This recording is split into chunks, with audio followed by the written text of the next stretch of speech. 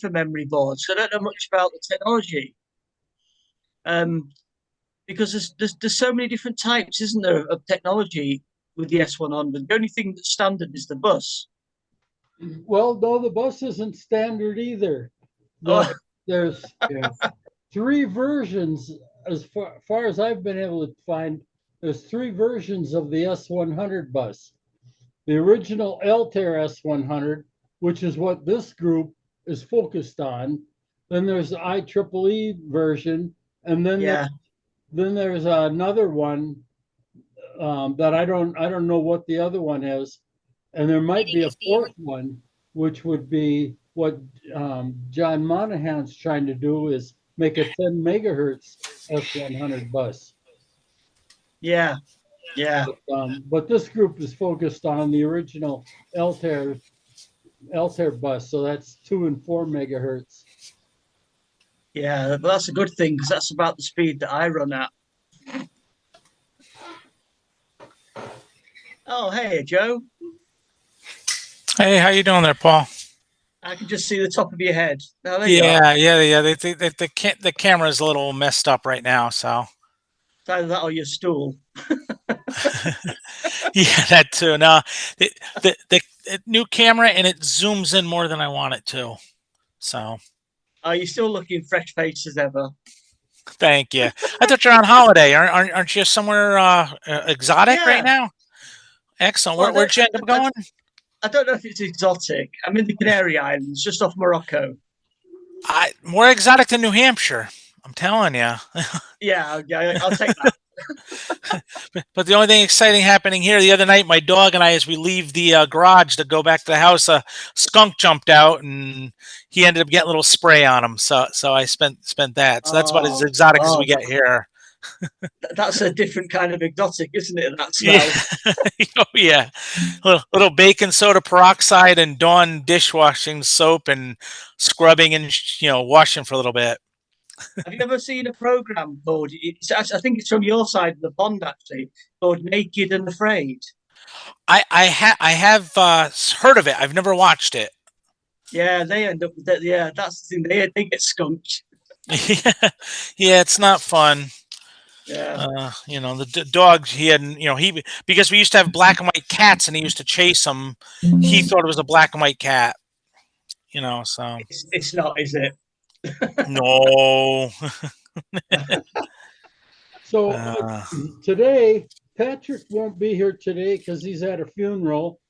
Oh, Terry emailed me, said he doesn't think he's going to be in Zoom today because he's taking care of his wife. Yeah. So I think it might be just the 4 of us. I put up that post about the thinner boards and thicker boards for backplanes because I started thinking about that. I've had some odd things happening with the thinner 9-slot backplane in my computers. And so I started thinking about that because John Monahan, he was making a new 12-slot motherboard or backplane that he wanted.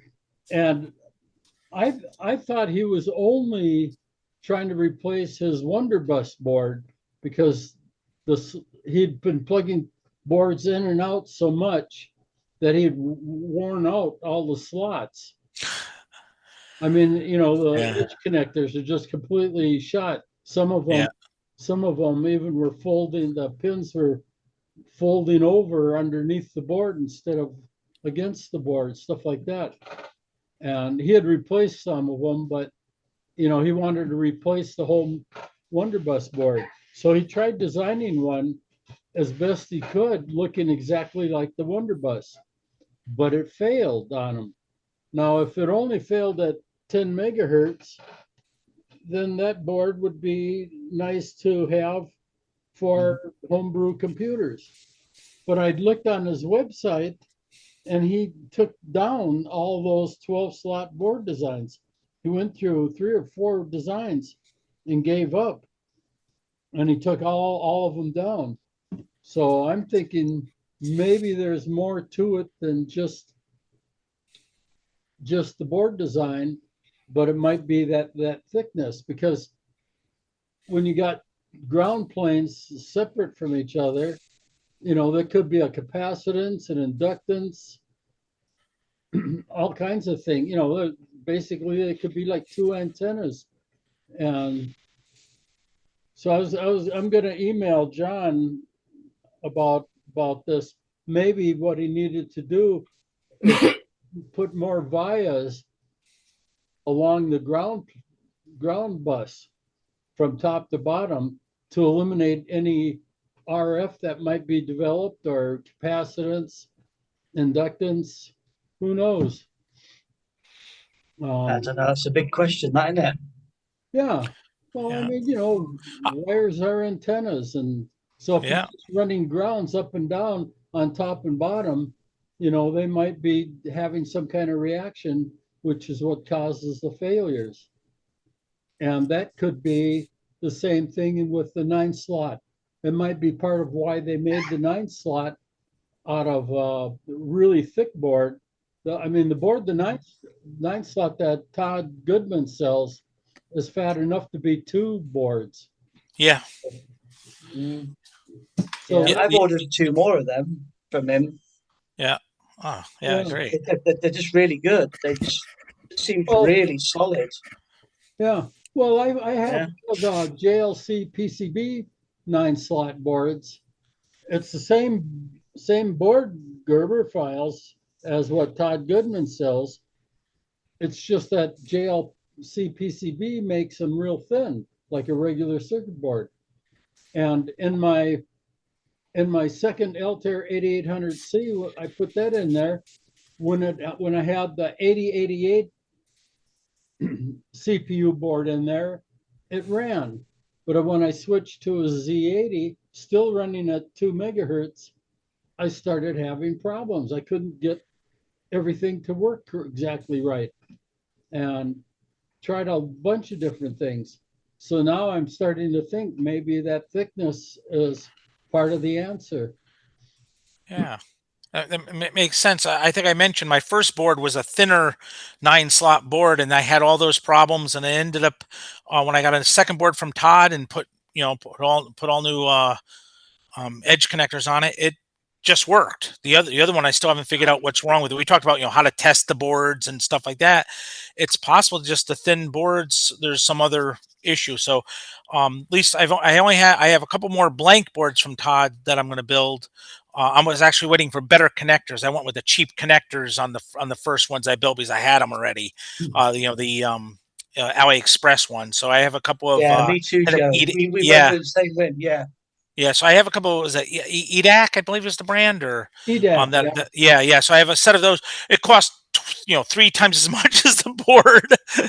Well, some of the guys in the S100 Club have bought the AliExpress edge connectors, and they haven't had problems with those edge connectors. So the one I'm running with the thicker board and the AliExpress edge connectors, this was the second one that is working. I haven't really had any issues, but then again, those guys are probably doing a lot more with it than I am. I'm still kind of playing and learning, but as I chatted you and Patrick, I did get my floppy drives to work. My 5 1/4 inch high density drive acting as an 8-inch drive with Patrick's video from the last week. That was really helpful, and I've been able to boot CPM off of it, and both version 2.2 and version 3. So I think my only problem I have is now one of the drives is acting funny, so I did a head cleaning on it, but it hasn't really helped it. So I could have some other issue with that drive.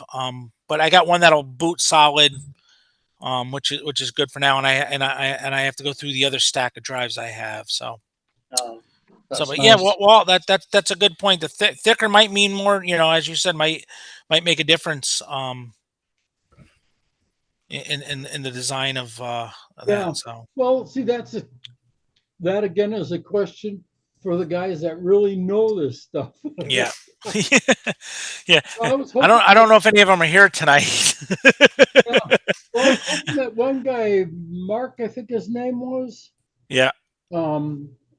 He he talked about backplane stuff, and trying to see.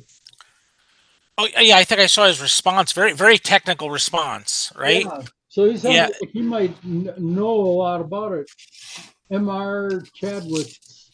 Chadwick. Yeah. Yeah. I was hoping he would join. I sent them the link for the Zoom, hoping Okay. to join in, because that would be a good presentation to talk about the backplanes and the kinds of problems that arise with them. Yeah. And especially if there is a difference between thicknesses. Oh.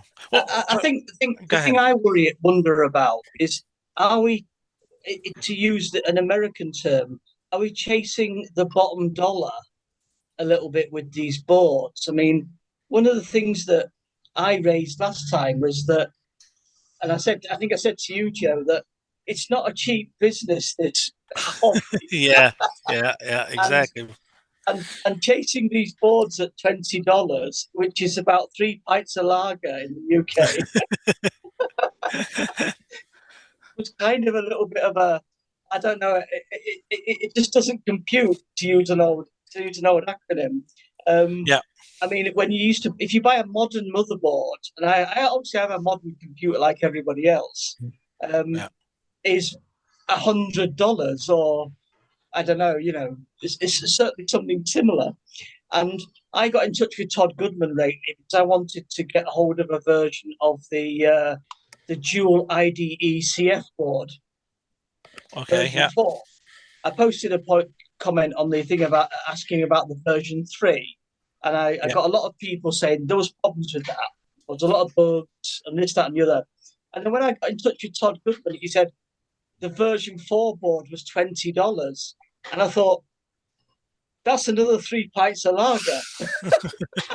Could be drinking a lot of water. Well, and also he sells the 9-slot N8 BEM boards, which are the ones that we're very familiar with.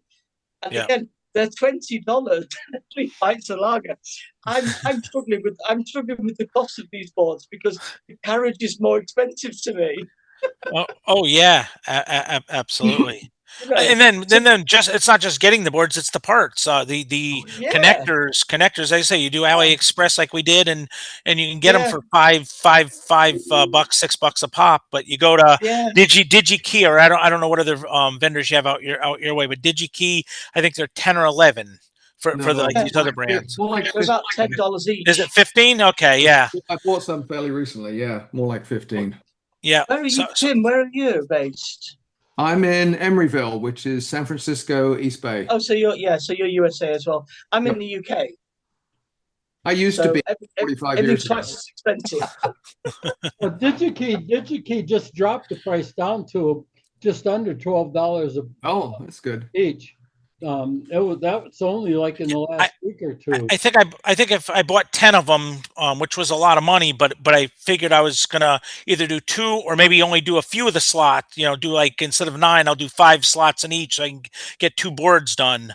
Because I end up leaving gaps between a lot of the boards, and most of the time I'm only having 5 cards in it at most.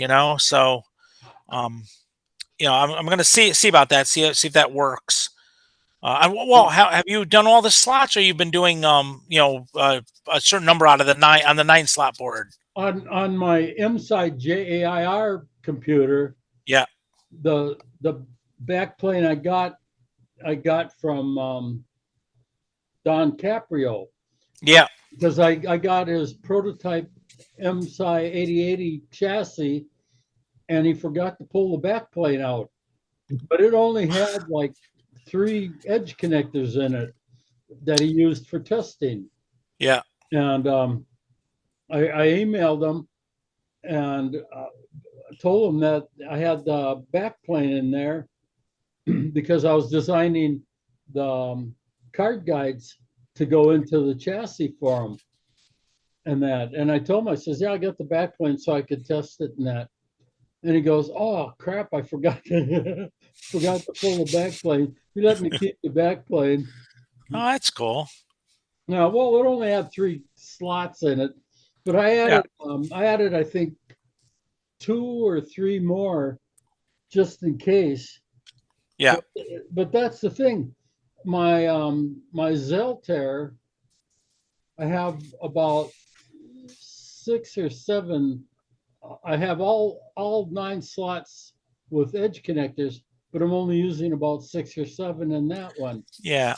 And but that's why I went in my computer cabinet designs. I went with dual fans now, Yeah. so you can blow a lot of air across the boards. Because those original cabinets, one little fan, and you're missing most of the boards. Yeah, and it's the boards that heat up. It's not the power supplies anymore. Power supplies aren't too bad. There was always Yeah, the yeah, the mean mean wells. was, yeah, that's High it. volt chips, isn't it? Yeah. So like my IMSAI-JAIR computer, I put my hand on the far side of the computer and it's like ice cold coming out now. It used to be Yeah. really hot, but with 2 fans on the cabinet, it just feels ice cold all the time. But when I had it in the metal cabinet with no fan, well, it had one little fan that blew up through the power supply area and then vented out wherever it could. That thing always, the cold cabinet always felt hot, even though it had mean wells in there. So Yeah. I knew the boards were really hot. But now I got everything moved into the wood cabinet with dual fans, and there's no heat collecting in there. Just going back to the previous question about the chap Yeah. that is moving with the 12 slot port. Why is that? Is that something that is that a missing opportunity in the market for sorry, Walt, you said about the 12 slot that was the power. John Is that- builds, he designs S100 boards. He's been designing S100 boards for probably 30 years, 20, 30 years now. And so he's had to have more than 9 slots so he could have extra space between them. Plus, Wait, what chassis does that belong in? Well, What so what I saw chassis?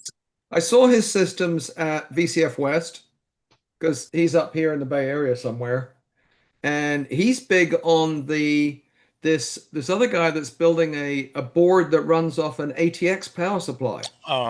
Jeff Oh yeah, Wilson. yeah. I've seen Yeah, that. I've seen and that. he Yeah, yeah. and yeah, so Yeah. a couple of his systems had that motherboard in when I Right, saw that's them Jeff a couple months ago. Wilson's board system. Yeah, Yeah, that's, I Yeah. mean, that's an interesting computer, but it's designed to be like 50 megahertz yeah, system.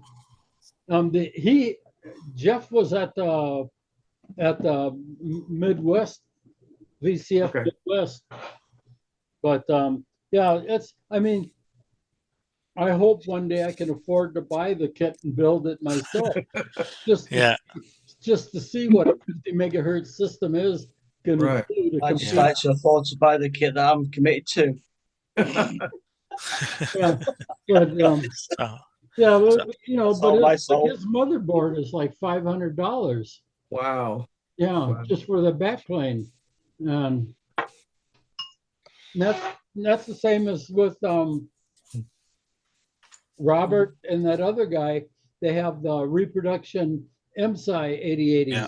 That thing is expensive. Yeah, it's, Yeah. you're talking eBay prices for Right. an original just to get on newer I, ones. I will say, so I ordered, so I have an original IMSAI. I told you it was my brother's, and when he moved up, he brought it up here. Essentially, we went through and rebuilt the power supply, but it had no cover. I ordered Robert's cover. I'll say expensive, but well worth it. Better than anything I could have done, because it came, aluminum, painted nice. It fits the unit perfectly. It just makes it look like, like the day it must have been shipped, honestly. So Right. so I'm very happy with it. It was money, I felt, money well spent. Robert really made good quality top for it. I can't talk about the other stuff, but I got to give him credit on that. And when you see that stuff, you got to buy, because I don't know what's going to happen in the future. A lot of things don't last, and Well, that's one of the Yeah, you make a good point there, Joe. Yeah, see, that's one of the things I've been pointing out to guys in the S100 group is they're designing all these boards. They got to put the Gerber files up online and share them, because you can't really get a business out of this stuff. There's not enough people in the world that want to do S100 hobby to make it four of them. Well, you can't make it a profitable business. Yeah. And like, but it's the shipping that kills me. Yeah. Oh yeah, that's difficult. I priced up ordering your chassis to the UK, Joe, and the shipping was more than the chassis. Oh yeah, it's there's no way even going cheap on it, like on a slow boat, you know. There's no. I've understood that I cannot afford to do the true representation of the real deal. I've abandoned that, and in fact, I didn't even. I'm building. Well, give me 2 months, and I've already said to Patrick, "You'll see what I'm building. You'll be horrified, or you'll be interested. One of two ways. You will be horrified." I just can't do it, because I can't. I looked at getting an 8-inch drive in the UK, unobtainium. Yeah, I got it. I'll tell you that with Patrick's instructions, I have a couple of basic half height, the TIAC drives, 55 GFRs, whatever. Whatever. I got a couple of those, and I'm booting 8-inch images. Literally the images that they use in those serial devices. I made sure the system would work with those, and I burned them over with Patrick's instructions, and it worked great. PC to floppy was a tool. I just can't get them. Can you get 5 1/4-inch drives? I can get some 5 1/4-inch drive, but the reality is that the quality is just, I mean, we had this conversation last time. Yeah, everything's sold untested, which basically means it's crap. Yeah. So it just does. I mean, I'm not going to disrespect people, but it basically just means, in your terms, it would be, I found it in a dumpster, and I put it on eBay, and I want $200 for it. Plus $150 to ship it to the UK. Did you look at those links to those little kits that I sent? Yeah. I mean, build a couple of those for soldering practice. Oh yeah, 100%. I've reached out to Todd Goodman. I think I'm going to go with the version 4 of the IDE CF kit. I think it's a bit like, what is it? It's a bit like Luke Skywalker. It's my only hope, Obi-Wan. It generally is. There's no way I can go with solid state. No. Sorry, no way I can go with boot storage. It's just not going to happen. But in many respects, growing up, when I grew up with storage in the 80s, I wouldn't want to go back to floppies and MFM and RLL drives. They were an effing nightmare, mate. If there's anybody out there that says that MFM and RLL drives were great, they're kidding themselves. It was a nightmare. It's nostalgia, man. That's all it is. To me, it's nostalgia. That's and I can get them at this point, being where I'm located. So it's nostalgia, though. Expensive nostalgia. It depends. Sometimes they still show up at the stores around here. There's some, not Goodwill, but stores like that. Sometimes you find old computers. You things, and there's something called Savers, which is another store up in this area that you can get old computers, $10-15, and a lot of times there's parts and pieces in there you can use. So it's good. But yeah, you said you had a supply. Now CF cards, I believe, are getting harder to find out this way. And you said you had a supply of those, which is great. That's not a problem, but it's only a small percentage of the issue, isn't it? Yeah, but the problem with the CF cards is some of them run faster than the other. Some of them have a different kind of format than the other, and that's been a real big problem in the S100 group. Is people have built those CF card readers and stuff, the S100 board, like the V4 you want to get, but they can't get them to work. And there's 2 problems. One is getting the right CF card that'll work with the board, and the other one is getting that adapter that you solder onto the board to plug the CF card into, because little adapters if you got the wrong one, you'll never get any CF card to work. Yeah. Yeah. I mean, just I would say, just follow the instructions that you can find about for the board. Use the parts that you can find, and hopefully you can find the right ones. And then if you have a problem, the S100 group, those guys are always willing to help. You post out there saying I'm having this problem, and they'll at least tell you what they're going to go through. But Go ahead, Walt. this uses the micro SD card, Right. so it's like a CF card, but this works. This Yeah, I have one of those. hands down. And I mean, with this and using serial CPM, I get 3 8-megabyte floppy drives and one 360K floppy drive.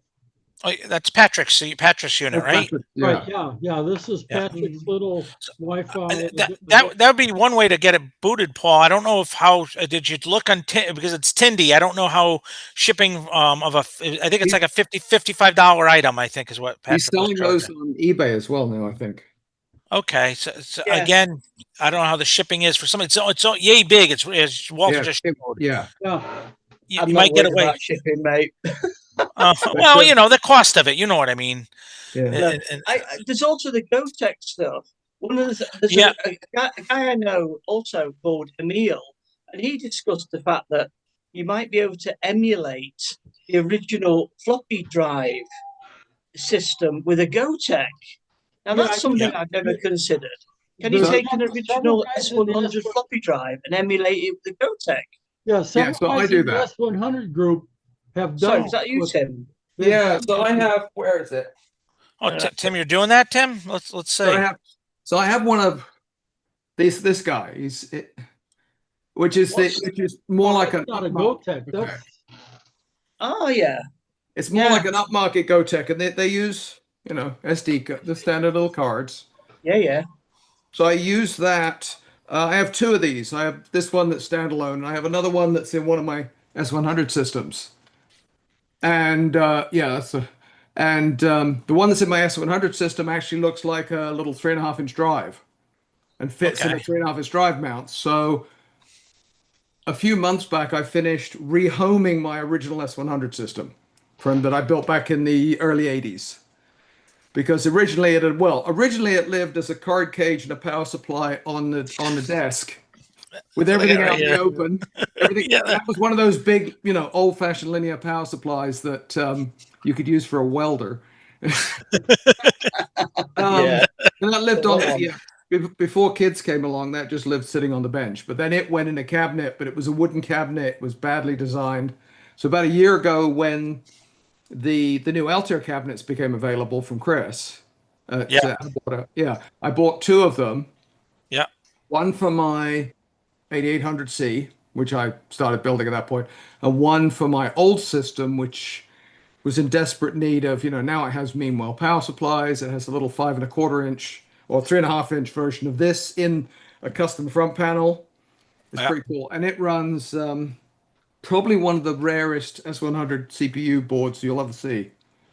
Runs a thing called a Pascal 100. It's a Pascal micro engine, Western Digital micro engine.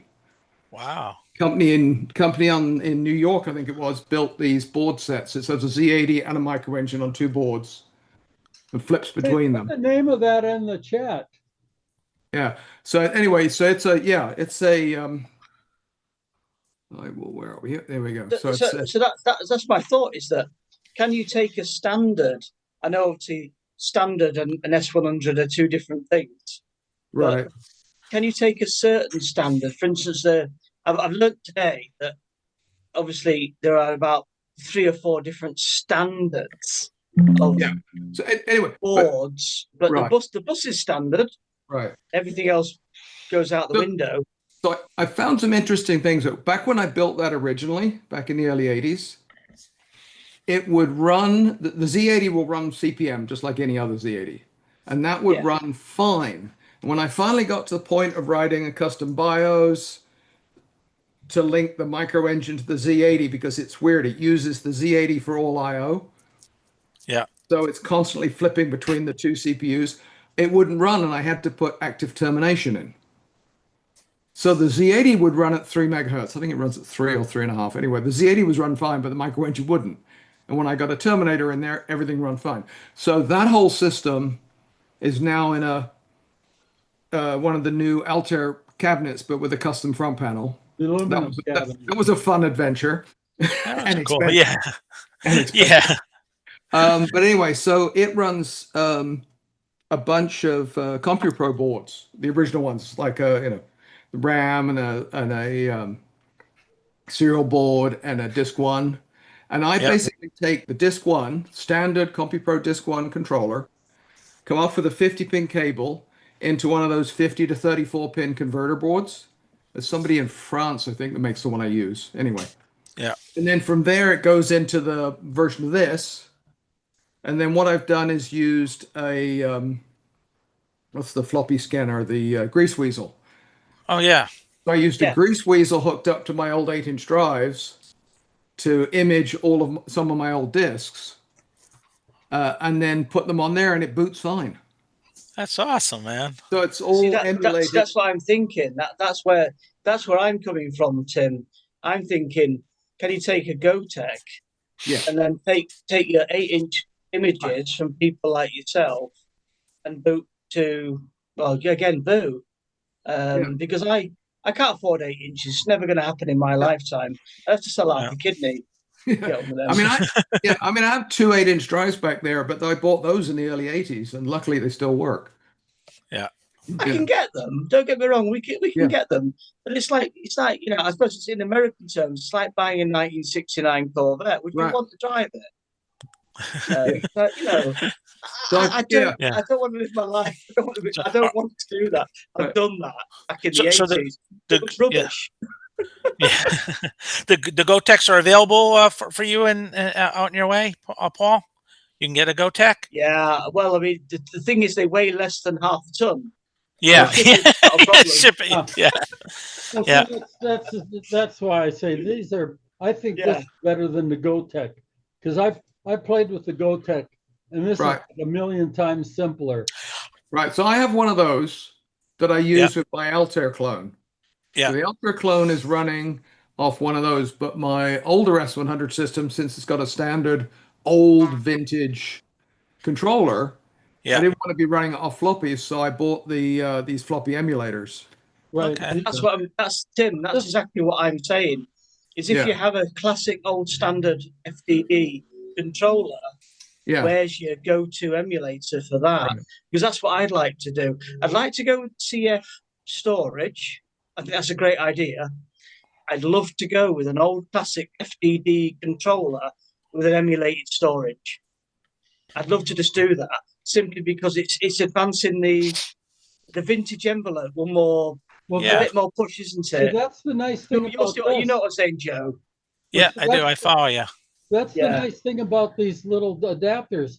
It's got an RS-232 interface. Right. So you use your utilities COM port. You have your console on one side, and this plugs into the second serial port, and then you run serial CPM. Right. So I just posted the link to the guy that makes these emulators I've been using. And they're more expensive, quite a bit more expensive than the GoTech, the little GoTech ones. But they're much nicer. I think he's based in Ukraine, this guy that makes them. I'm going to send you my email, Tim. Can you send me this? It's in the chat. Turn it in the chat. Take a look and see. This is cheaper than a GoTech also. Right. So that works great. That works great if you can do serial booting. But if you're restoring an old system that has a conventional floppy controller, like my old Pascal 100, you've got to either run floppy drives or an emulator. So like I said, I run. Yeah. So they sell cheap GoTechs from AliExpress. I have no idea how GoTechy they are, but they were like $18, $20. I mean, they were relatively cheap. These things there. No GoTech. They're all made in China. No tech. Yeah. These things. These things are $100, $150. Yeah. It's an investment, but like you said, it's going to work. Yeah, and I've taken the Grease Weasel and this and hooked them together to clean up images. So I'll scan from the floppy disk, put it on a card, and then rescan it from here the second time, and it realigns everything nicely. The images get cleaned up. Oh, cool. The trouble is, Yeah, I've got about 150 odd 8-inch floppies sitting behind me that Yeah. will be scanned, and I've been putting it off Yeah. for like. That might be a presentation in the future, having us show, doing something where you can show us how you're doing it if you have an interest in that doing, Sure, Tim. I sure. mean, because again, I'm interested in the Go Tech as well.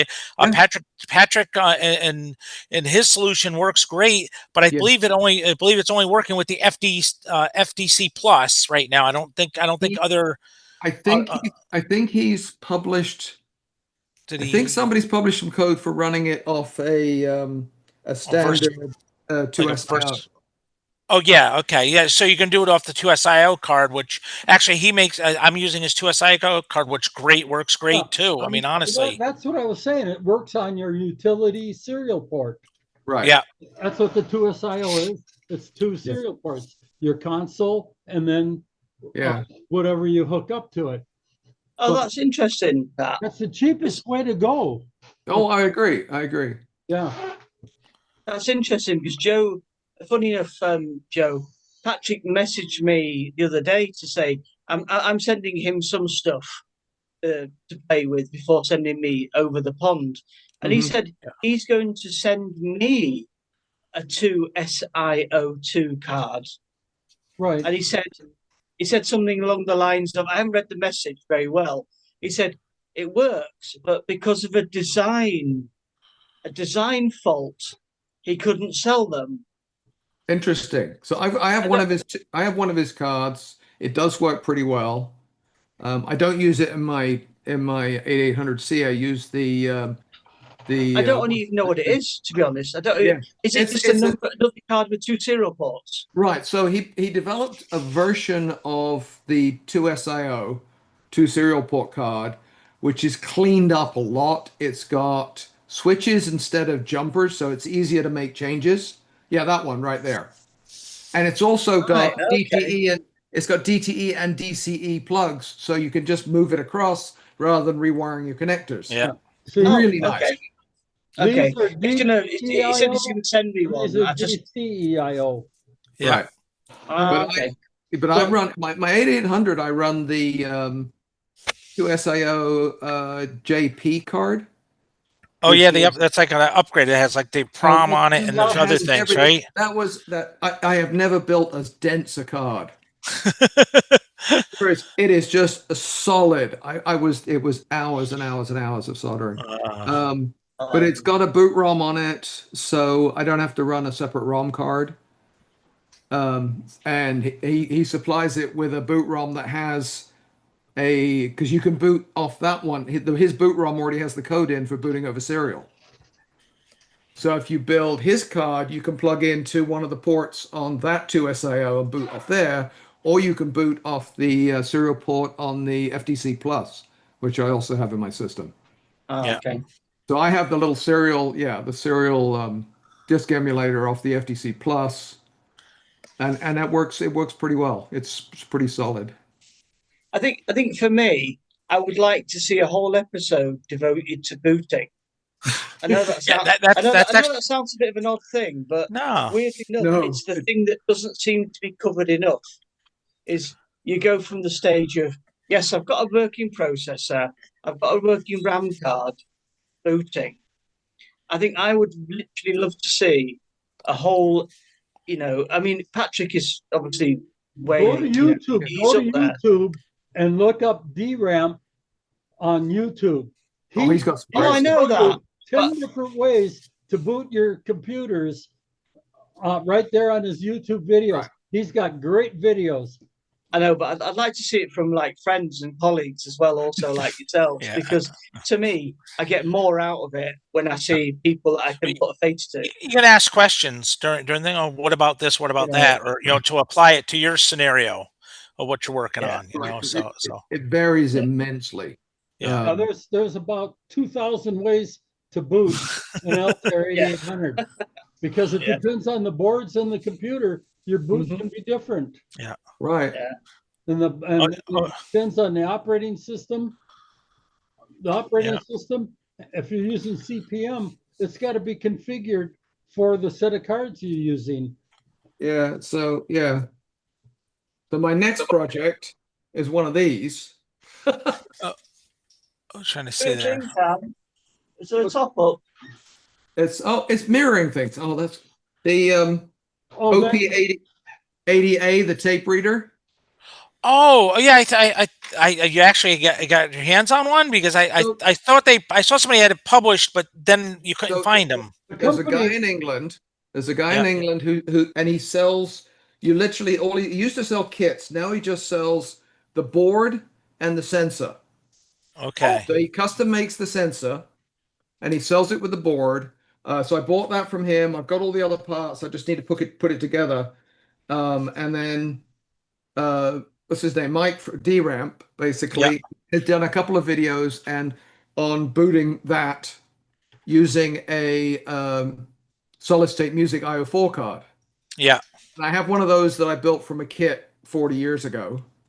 So my goal is to put all that together because where is it sitting? Right down here. Again from Chris at Adwater. Oh, you got the paper tape. I got the paper tape for Microsoft Basic. So it started when I saw this and I thought I could make that work. So sometime in a few months, it's gonna be self-fed. Like you're gonna be feeding it yourself through, pulling it. You have to pull it at a certain rate, or you're gonna do the spindles. I've been looking, poking around, and I'm going to design a couple of little spools and 3D print them so that I can crank it. Yeah, that's it. That's sweet. There's with the Altair, you can't pull it too fast at 2 megahertz.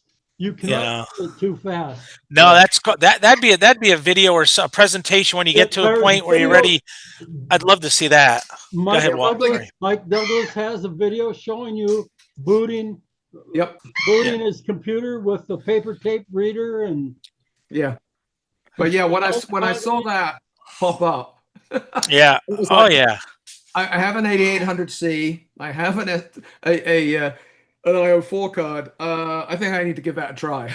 Who's the guy in the UK that's selling these things just out of interest? It's JM Precision. Okay, so there's a guy in the UK. He sells a bunch of S100 stuff. He sells motherboards. He sells like the real guides. I just put the link in the chat. Thank you, Noel. Thank you. Appreciate that.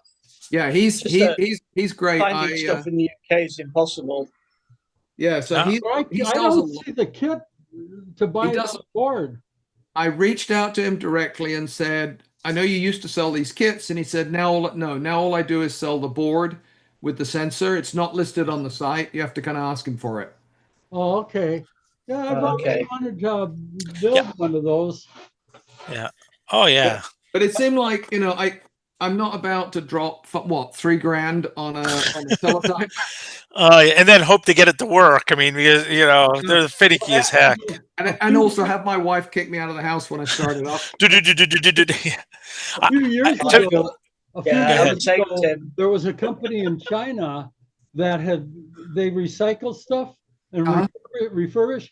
They were selling really nice paper tape reader punchers for $49 each. Oh my God. I would have almost bought one. One of the S100 group bought it, and he put the link up on there. And I went there and I was looking. They said they had like 500 of them. They were sold out in 2 weeks. Oh, I bet. I bet I would have jumped right on top of that. Yeah, that's like a Usagi electric project, isn't it? Refurbished, ready to go. All you had to do is just plug it into your serial port. And go. Yeah, that's nostalgia for me because back in high school, the classroom we had for computers had a PDP-8 and all those teletypes on that. We stored everything on paper tape. So that would be flashing back to high school for me. Yeah, I remember doing a programming class in college back in the early 70s. Yeah, and I was living in England at the time, and the college had an old ICL mainframe, which is ICL is the English equivalent of IBM. Basically. Okay.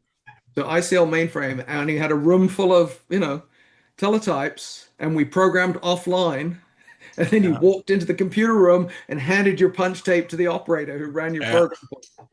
Nice. a Now, million years ago. when I was in college, late 60s to early 70s, we had a Cyber 74 computer, Yeah. and we had a 1024 terminal, which was a giant wide carriage printer that was like 5 feet tall and Yep. like 10 feet wide with a card reader on it to read the Oh yeah, cards, punch cards. the card And punches. then it had Yeah. a little card punch machine, Yeah. and it had a tape reader hanging on it too. And that, so I've got 4 or 5 old tapes from back then. But I all my punch cards, I kept all my programs that I wrote on punch cards, and they all disappeared when I moved from Minnesota to Silicon Wow. Valley. They didn't make it in the move. Funny how that happens. Yeah. Well, you know, That's I cool. asked my old roommate, I wrote him a letter, and I says, where are all those boxes of punch cards? They didn't, you know, because I mean, it was a big moving van that went to pick up all my stuff, but apparently they didn't get everything. Yeah. I had a paper tape reader that Radio Shack. It was a Radio Shack kit Oh wow. that I had built, and I never gotten it hooked up to anything. I built the thing, but I had the Altair coming in at the time in a minute, Anne. to pay for Guys, I'm going to have to drop off now. I apologize, but it's 10 o'clock here at night, and I need to take my wife to tea. Okay. You go have a great time, Paul. Awesome. Enjoy the holiday, bud. Yeah, she's getting hungry, and she's giving me the evil eye. You enjoy. Have a wonderful vacation, holiday there. No, Yeah. no, but it's really lovely to hook up with you guys because I love the chat and I love to learning more about something that I know absolutely nothing about, which is always a bonus. And I'll check out with you guys real soon. All right. Thank you, Take Jerry. care. Thank you, Walt. Thank you, Tim. Nice to meet you. And Take I'll care, speak Paul. to you guys really soon. All right, thank you very Later, much. buddy. Cheers All now. right. Bye, guys. Okay.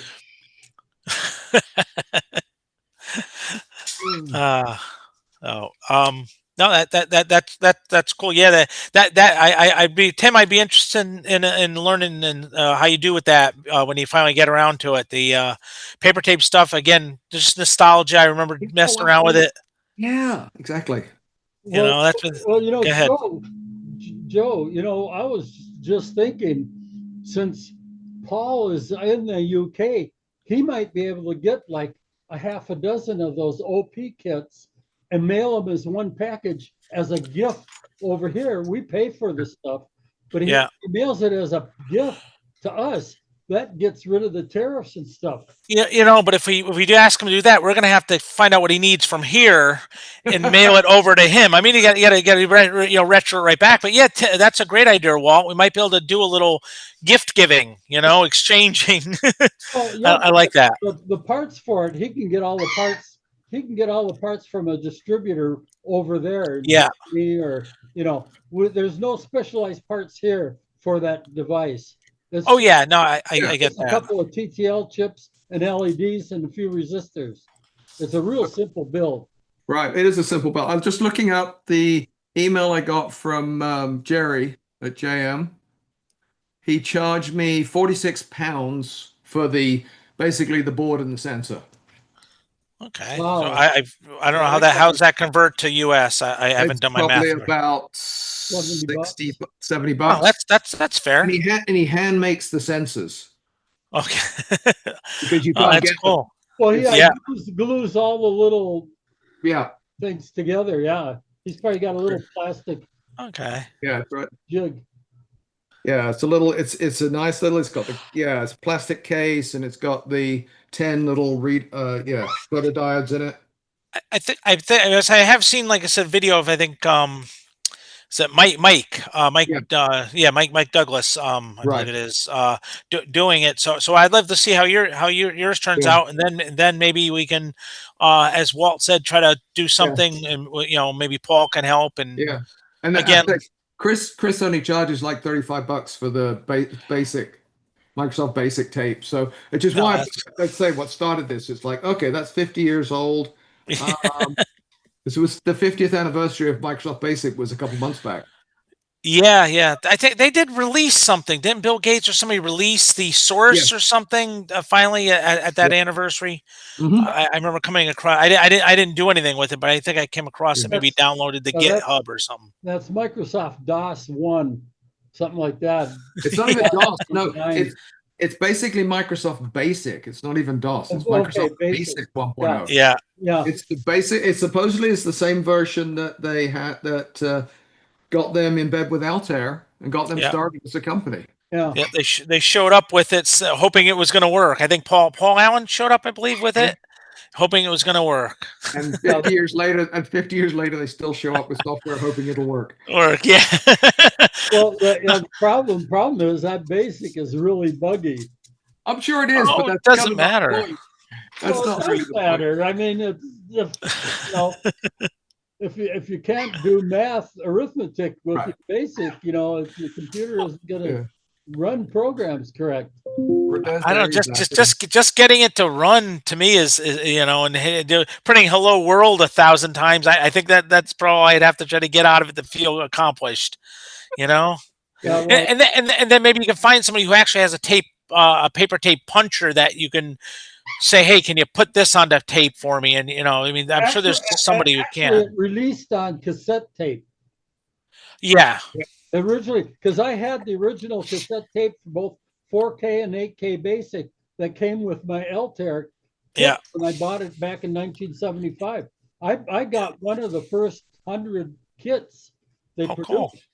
That's why it kills me that I had to sell it nowadays. Yeah. Ooh, I know Mike does some great videos. He did a video on booting from cassette. That's actually one of the things I still want to do is get a cassette hooked up to my system here and actually get BASIC loaded from cassette. My problem is right now I'm in the middle. I don't have a front panel. I have a bus display so I can see the pretty lights flashing, but I don't have a front panel. So I've been working on that. Walter, I haven't heard back from Dom. I wrote him again, but I'm hoping he'll. Which front panel are you building? I actually the 8800C, I believe, is the one from Mike. Yeah, from Mike. Okay, that was Mike, yeah. That was a lot of fun putting that together. That's well, right now, I made. Oh yeah, it looks great. I made the mistake when I was ordering. I flipped my numbers and ordered too many of the wrong toggles. So I ended up with 20 or 18 of one style when I only needed 8 of those and 8 of the style I needed 20 of, kind of thing. So I just got the other ones in yesterday. So I posted a couple pictures way back on this forum, I think it was, when I was putting my front panel together. Of a really easy way to hold everything. Good, because that's right where I am. I was trying to juggle it with the ones I had, and so what I did was I used a couple of the little the mini quick clamps. Yeah. The one that's about 6 inches long, the little tiny version that they make. I used a couple of those and a couple blocks of wood for the spacers to clamp everything. And when I was doing the switches, for example, I just put the switches in, placed everything together, put a clamp on each edge of the board on the long side. Yeah. And then adjusted the clamps to hold everything level, and it holds everything perfectly. So now you've got both hands free for doing all your soldering. And then when I did the LEDs, I cut a couple of little wooden strips the right height. Yeah. And clamped on the ends, which holds the board at the right height to set the LEDs at the right height. Yeah, see, cool. That's what I was telling you, like building your front panel to my OK. Yeah. You put the switches in first, and then you run it into the front panel. Right. So the switches are down flush, the square part of the switch. Right. Flush with the back of that panel. Then your LEDs are all loose. Now you can just put something underneath the LEDs so they're positioned how far you want them to stick out through there. All that sitting on your table, then you just go you solder all the LEDs. Yeah. Right. Yeah. And the important thing is to solder one leg of each LED first, then flip it up, make sure everything's straight and right, and then put it back and solder the other one. Because that way you can fix it if one didn't get, if it got jogged around or something. Tim, did you ever see Walt's wooden cases? They're actually really cool. Yeah, I've seen them. Yeah, I it's really, really cool. He does a great job with them. Yeah, I had a wooden case for my micro engine for 40 years, but first of all, I wanted to get rid of the horrible, scary power supply, which yeah, I still have one of those in my floppy disk enclosure, but yeah, and then the case, when I designed the case back in the 80s, it was a poor design. Yeah. You didn't have access to vector sketches and laser cutters. Yeah, well, that's true. At that time, we didn't. Now it's like, and then when the new Altair cases came out, I said, "Oh, that's much better." But it's but at $350, that's and that's what I paid for my original Altair kit, $350, and I got the whole computer with. I think I had either a 1K or a 4K board. I think it was a 1K RAM board. Right. Yeah. It came with the kit. And CPU board, 1K RAM, and no serial ports, nothing else. But yeah, I don't know. I thought 350, they work well. I couldn't make this for 350. Yeah. And like I said, I had so many nightmares from my wooden case that was just so poorly designed. That it was, okay, I'll just buy two. I'll put one for my 8800C and then one with, like I said, custom front panel for my micro engine. Did you actually start off with their metal panel and then cut some extra holes in it, or what? Or you just started off with your own? Oh no. I started off with, first of all, I reached out to Mike. Yeah. And got the drawings for the front panel and then the bracket. Yeah. He sent me a copy of each of those drawings, so I had all the dimensions. I then used Front Panel Express, who are horribly expensive, but they have a designer, so you can design a panel and put all the parts on it, put the studs on the back, all that stuff. Yeah. So I designed the front panel from Mike's drawings, and then from that, and then I went and for the aluminum panel, I used whatchamacallit,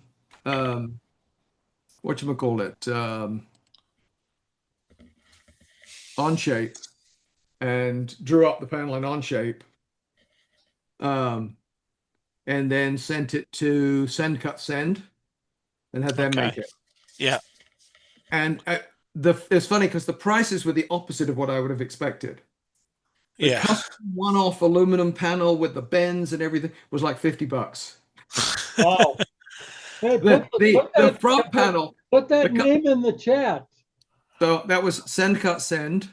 Yeah, type it in the chat because that way it gets online for other people to see. If I hit the right keys, it does. Yeah, some of these services, again, I haven't used either one of them, so that's why I was actually turning around. You see, when we turn around, I'm writing down some of this stuff.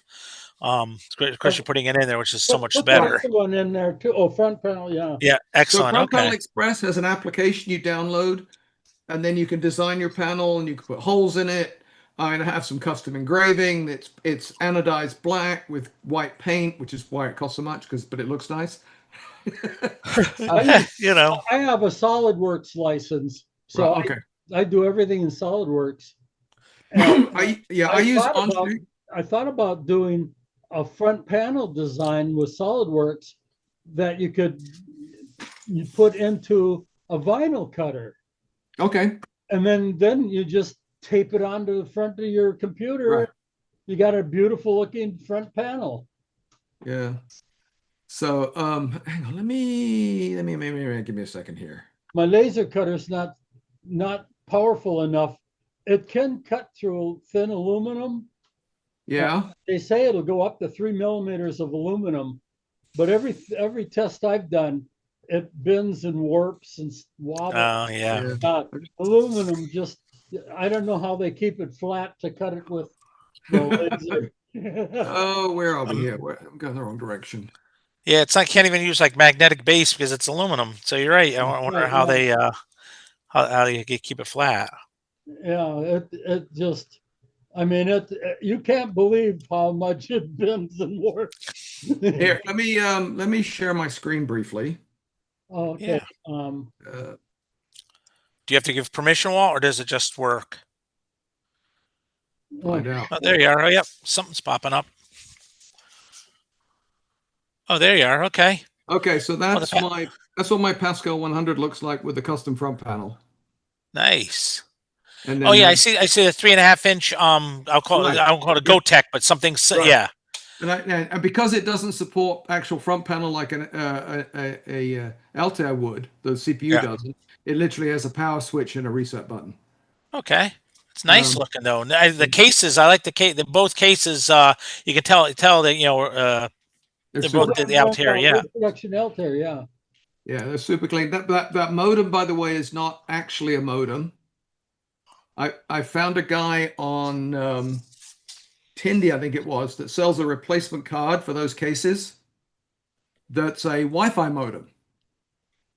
Oh, cool. So it's got a serial port on the back, and to the computer, it looks like a 9600 baud modem, or whatever you set it at. Whereas Yeah. it has Wi-Fi and connects, instead of to phone numbers, it connects to IP addresses or out on the web. And there's a ton of stuff out there. So that was pretty cool, going out and hitting bulletin boards from my Altair. Again, another thing to post in the chat, because I actually have a I don't have one of those cases, but I actually was looking at modems and trying to see of a way of somehow connecting to an old BBS. Again, nostalgia. Right. So there's a bunch of them out there. The thing I thought was cool about this one was it fits in an old Hayes modem case. Hayes modem case. Yeah, So I recognize I went out it. on eBay and found a cheap busted Hayes modem. Yeah. Pulled the guts out and put the board in there, so now it looks, and all the lights work the same. It's really cool. Yeah. So I love this. If you put the link in where again, I hate to have you posting everything, but that'd be awesome. This is some great stuff. Yeah, and that little thing underneath the monitor there, by the way. Yeah, that is a lifesaver. It's a serial switch. So I paid $19 for that on eBay. What do you mean serial switch? So it has 4 serial ports on the back. Okay, they make RS-232. RS-232 serial ports. Yeah. Standard DB9, serial ports on the back. They make 4, 8, and 16 port versions. And what it lets you do is from the console, I can switch which serial port connects to which serial port. Oh, cool. Okay, so it reminds me of the old. We used to have them in the data centers years ago when we had a whole bunch of Linux boxes. We used to have serial lines in as the way to get to the console, just in case. So this one they make a 4, 8, and a 16 port version. I found a 4-port one for $19. Well, that's cheap, yeah. Yeah, I got a whole bunch of these, and one of those. Yep. But you can see over here, there's 3 more, and then on the shelf under my Hayes modem, you can't see, it's too far away. But right there is a Hayes modem with another RS-232 port switch. Those aren't too expensive. There's several shops online that sell them, and they're not too expensive. Yeah, well, like I said, I've got one of the mechanical switches, which lets me switch the modem between the 2 systems. Yeah. But what I did here. Oh, they're not mechanical? Oh, okay. But I bought one of those for the modem. Switch. Yeah. But this one here, I've also, I can have a USB serial emulator on my computer. And I can flip between that and the console. I can connect either to either machine. And I haven't had a need for more than 4 ports so far, so I'm glad that I didn't go for the extra, because the only 8-port ones I could find were in France, and the shipping was just stupid. So, but I found this one in the US, and I think, it was $19 for the part and like $10 for shipping. Yeah. What's the brand, anyways? I was just trying to hard to see. The brand is, God, now I got to look at the real thing. I can't see. WTI. Okay, well, one letter off. WTI. Real thing. WTI. They don't make. This is an old, obsolete model, which is why they're cheap on eBay. They don't make that one anymore. They make some really cool, updated ones, which cost thousands of dollars. And in fact, that unit there, I think, when it was new, was like $1,000, and I got it, like I said, new, old stock, new, old in the box, never used, still had the packing in it. New old stock, New old stock, that's the word I was looking for. Yeah, it was new old stock. and yeah, it works great, and it saves me plugging and unplugging cables all the time, which No, is that's a nice setup. yeah, Yeah, those Anyway, switch boxes I bought, they're $15 each. yeah. Yeah. So, And you can buy them. There's got to be about 50 different companies selling them. yeah. Yeah, Oh. they're cheap, and they're right here in the U.S. too. Yeah, Yeah. Hey, Patrick, how you doing, bud? you're on mute. Talk louder. Doing good. Good. Good to see you. Yeah, how's it Well, going? they didn't bury you. No. It wasn't for me. Well, sorry to hear, anything like that, Hey, Patrick, would you be interested in an OP80 tape reader? I don't even know what that is. Paper tape Go ahead, reader. Tim. A little kit.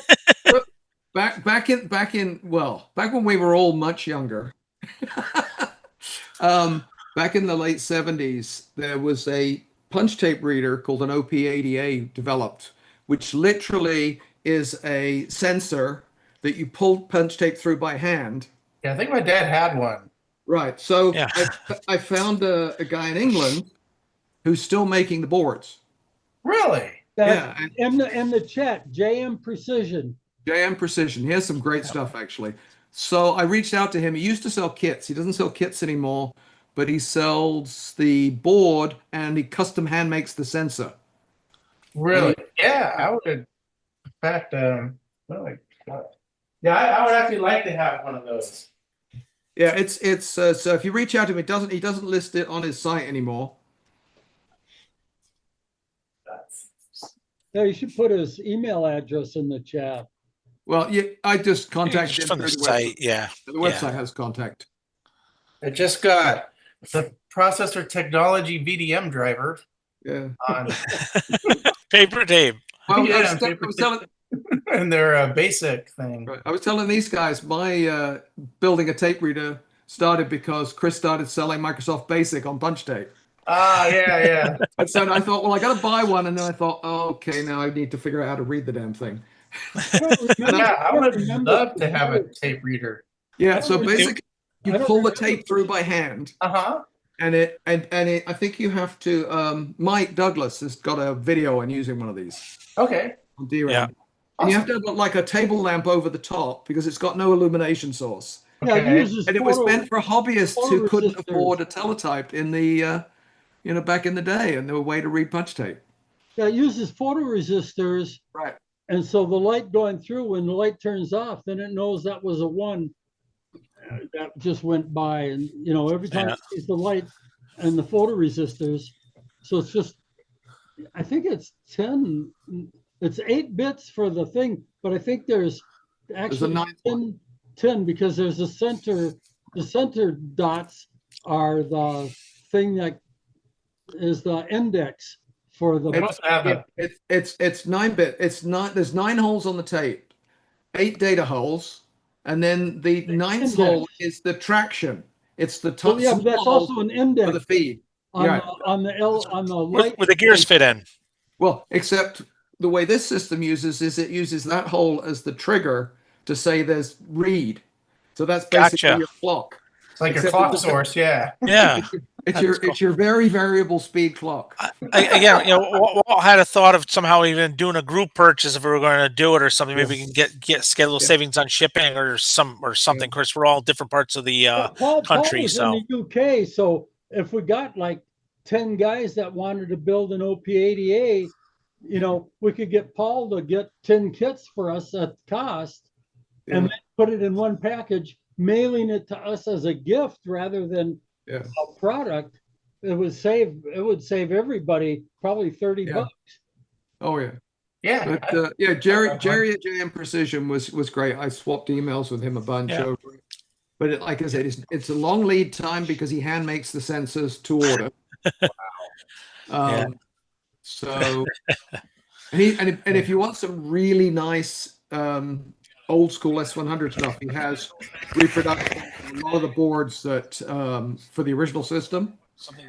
And then he also sells the card guides and motherboards of the old style, the 4-slot. Did you have dinner? Not yet. I'll get back. Okay.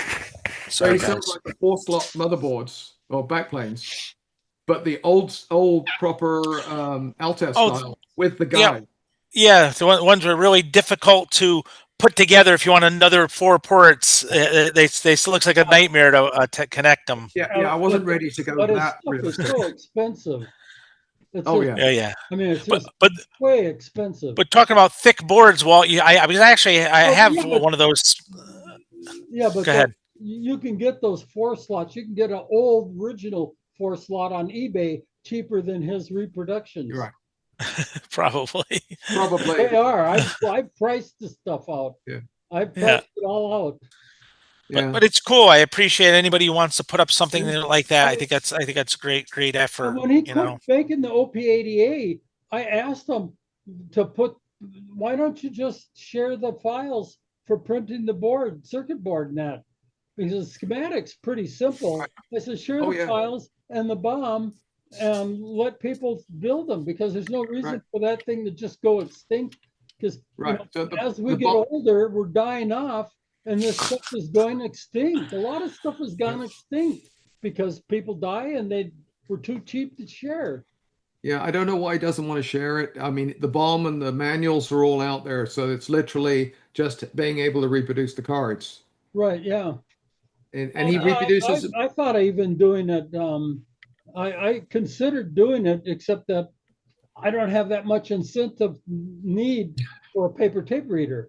I have the very first original word processor ever released for the Altair 8800 on paper tape. There you are. Thought It'd be it- nice to actually, but you think for it.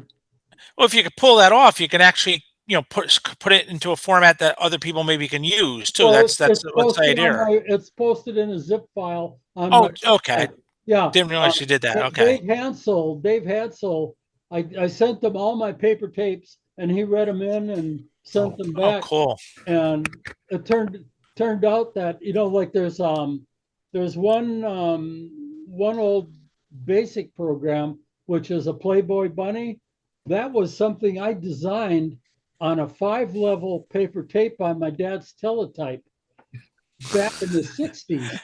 Yeah. And so that got translated over to 8-bit, and I don't know who did that, but they basically stole it from me and posted it 50 years ago for the Altair. All I did was I took a piece of paper and I put a bunch of dots from the teletype on it, and then I did that with a light behind it and sketched out from a Playboy picture of the bunny. Yeah. And sketched it out and figured out where to put all the characters and stuff, and that's how I designed it on. But that was done on the 5-level. But yeah, David Hansel, he read all my tapes, and including that 5-bit tape, and he says, "Wow, and I says, "Yeah, that's off an old Model 17 teletype." That's so cool. So yeah, like I said, I used that in high school on a PDP-8. We had the tape readers, so right in BASIC on there. Yeah. That's how we learned back in high school. I think it would be neat to have one of the OP80 kits, even though I'd probably never use it, but just just be another piece of artwork up on the shelf. I probably won't use it more than once. I thought I saw somebody had a little, maybe they're no longer available, but it's like a little gadget that you could put paper tape to and punch your own holes. It would take you forever, but go ahead. I started looking, you know how the rabbit holes go. Yeah.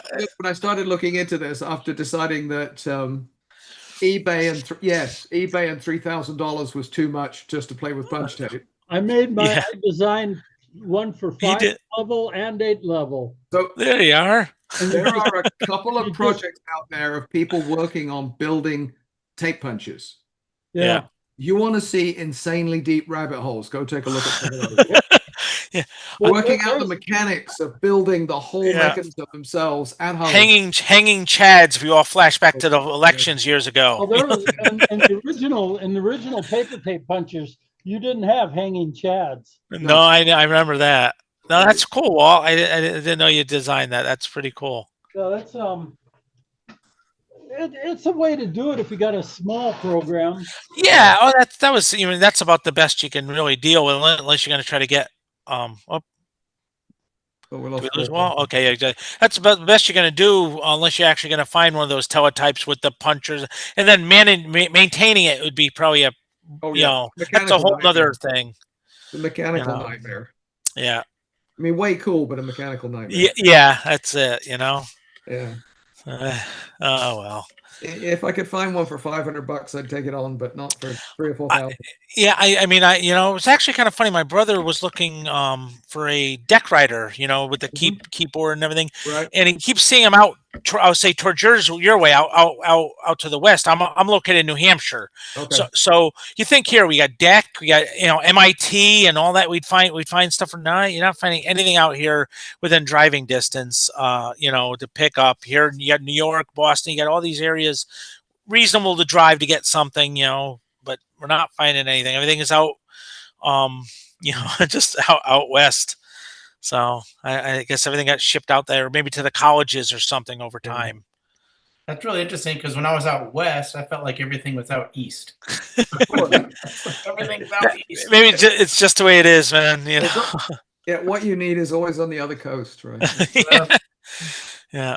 At least I would say the recent ones on eBay, which were kind of pricey.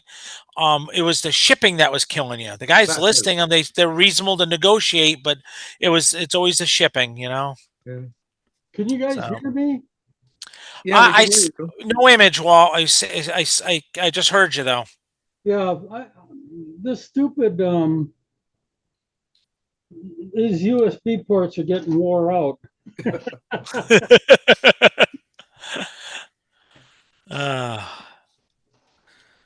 No.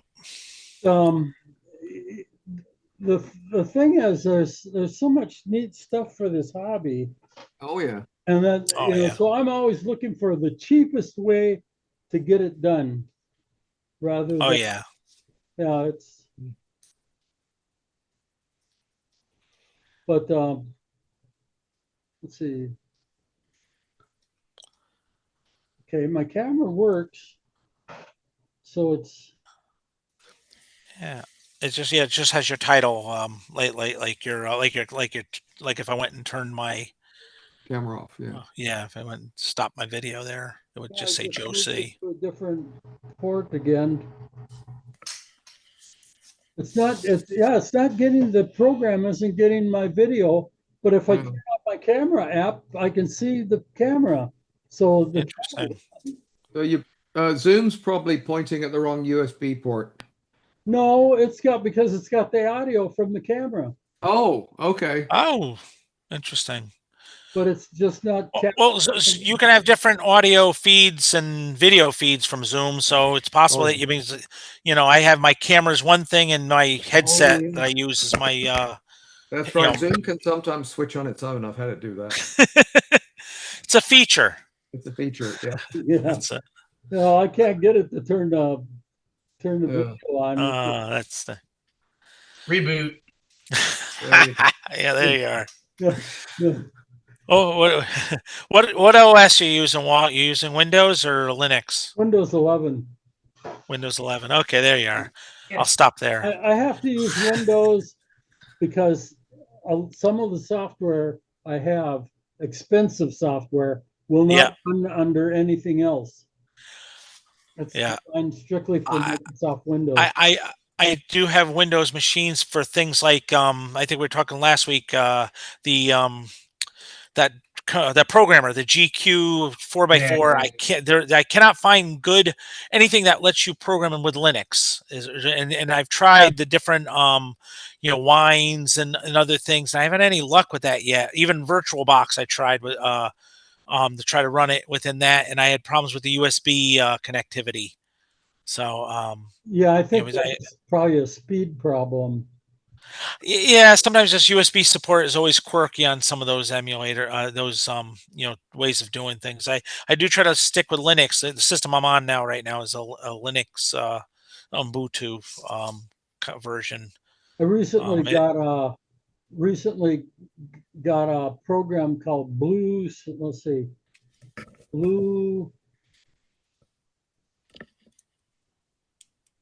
BlueStacks, okay. and it emulates an Android under Windows. Okay. Oh, cool. And I You got do- that because my security cameras are all designed to work with cell Yeah. phones, but I don't Yeah. have a cell phone, Android cell phone. Yeah. So we got this BlueStacks, but I still haven't figured out how to get the damn camera to hook, connect to Windows through that BlueStacks. It's really, Yeah. it's designed for games, not for security cameras. So it's but Yeah. I know what you're talking about. I think I ran into that years ago. I was using, I think it was Wise. It's not the Wise terminal brand, but it was a Wise with a Z, I think, a brand of cameras, and it only worked on the phones. And I was trying to figure a way of seeing it on my desktop, Yeah. and I think I stumbled across some of that software, but well, I switched. I never got it to work. Now I've switched to using the dash cams. They're cheaper. Okay. They're cheaper and they do the same thing. And the nice thing about the dash cam is the $20 dash cam I got, it formats the card without needing to connect to the dash cam with your cell phone or anything. You just press a little button on the side and it says formatting, and when it's done, it says recording. Nice. And so you just pop out the little memory chip if you need to check for something on the video. Yeah, the other security cameras, they cost $60+ and they only work with a cell phone. And Yeah. you gotta get a cell phone just to format the card and the thing. Oh. Yeah, so I was borrowing my neighbor's cell phone to get them started and going, but then they failed again, and so now I'm sitting here without a security cameras. The manager of this apartment building, she's super evil. So she is. It's you. The original managers, when they first built the building in 2012, the original managers were great. The whole staff was really good because it's all HUD subsidized low income housing. Yeah. But then after 7 years, the original HUD contract ended, and they had to renew the HUD contract for all the people that are still here. But all the newer people pay more money, pay more rent, and stuff like that. So they sold the building to another company, and that company hired this for the last about few years. We've had this evil manager, and she claims that my computers are a fire hazard. She's making all these false claims because they want to get us out of here so they can raise the rents. Yeah. Because they don't have to have HUD approved apartments anymore. They can take my my rent and triple it, quadruple it. Yeah, it's all about the money, man. That stuff. Yeah, you just gotta watch yourself when you're doing the wood cutting. Make sure you don't produce too much smoke, or she will come running. Well, no, I have an exhaust that goes right out Okay, the window. good. Yeah, I just run a little hose up out the window. It's about 4-inch diameter hose. Yeah. Okay, good. Exhaust it right out. Yeah. There's no smoke in here because Okay, good. Pancho couldn't deal with the smoke. Oh, okay. And I don't want to deal with it either. No. You really, it's not a good thing. Yeah, I wanna live to 100 like the rest of my family. Yeah, there you are. There you go. My family doesn't have that kind of run, so. Well, I have one relative that back in Finland that they said died at 126. Oh. God bless. That's Most amazing. of my family dies in the high 90s to low hundreds. That's I've what- had that's I've had both uncles sides. and stuff make my dad died in the 60s, you know, when he was 60s, so that kind of stinks. But I had uncles that just passed away. He was in the just almost 90, so There you um, go. you know, hoping to get to that point. Maybe we'll see. Yeah, the youngest people that died in my family were the drunks and the farm accidents. Oh yeah. Well, you stay away from those farms, and you got that beat, you know. I, I I grew up every summer on the farm, Yeah. but yeah, we stayed away from the equipment most of the time. But I still have a little crease on my right hip. I was out in one of the fields playing around, running around, having a good time, and when I was real little, and there was a poacher out there and a game warden going after the poacher, and the poacher shot at the game warden, and I was in line with them, and the Oh, bullet just grazed my hip, and so I got a oh, little crease in the little scar. In the, yeah, that was a scary moment. I was even yeah. too afraid to tell my parents about it at the time. Oh, yeah. Yeah. You're a young kid. You never know. You Yeah, always wonder how parents are going to react. right. Well, I was afraid I would be in trouble for, getting shot. Yeah. Well, young kids, you know how they Yeah. think. I was probably like 5 years old, something like that. I don't remember. Yeah. I'm trying to think if there's anything. Um, yeah, other thing I've been playing around with is Patrick's cards work great, but I also have some other like two arts, and I have some couple other cards, and I've been trying to figure out how to get those to configure to work with. I want to configure them with the same IO addresses and stuff as the two SIO cards and stuff like that. So I've been having a little tough time because it doesn't. I don't know if the card's good. That's the questionable part. So I've been having a little tough time trying to get that to work. And the other thing, And go the ahead. S100 group, a couple of guys have said that they've never been able to get like a Krememco TUART board Yeah. to work like the 88 SIOs. And maybe that's what I'm bumping up against. I also have one of those, and I think the SSM IO4s. Right. So I do have that one. Again, unknown state. Well, as Patrick knows, most of my cards are unknown state. You never know what Again, they were just kind of purchased. That card, I know. Supposedly, I think Mike Douglas has reconfigured a gazillion different ways. He loves the card for. I have one. It's a very, very configurable card. Yeah, I've heard you can do that. So that card, Mike shows you how to configure it as an 88 SIO. Does he? I gotta look for that video because I haven't pulled that card out of the bins.